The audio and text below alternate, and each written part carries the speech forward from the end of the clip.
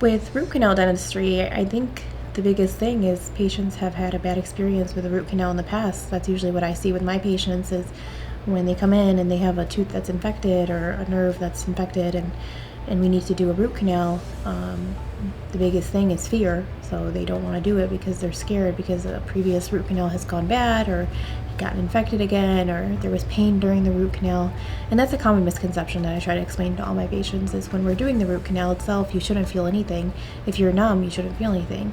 And if you're feeling something, then you're not numb. And that comes into play of whether or not the tooth is getting numb or not. If it's not, then sometimes we place patients on antibiotics and we'll bring them back for another appointment. We don't like to continue the appointment if they're not numb for it. So we have to make sure that it's a seamless appointment and it's as if you're getting a regular filling done. It should feel no different because you shouldn't feel anything when it comes to dentistry. Dentistry, you shouldn't feel anything as long as you're numb.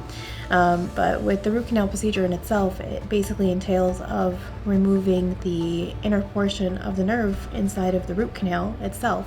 And every tooth varies with how many nerves there are inside of the tooth itself and depends on how severe the infection is. So sometimes we'll complete the root canal the same day. Sometimes we'll bring the patient back and finish the root canal another day, depending on how severe the infection is. But usually whenever a cavity travels to the inner portion of the nerve, the top chamber of the nerve will get infected and then it'll travel down to the root surface of the tooth inside of the root canals, and that's when the tooth gets infected, and that's when we need to do a root canal procedure in order to alleviate that pain and alleviate the infection and give that tooth the longest prognosis possible.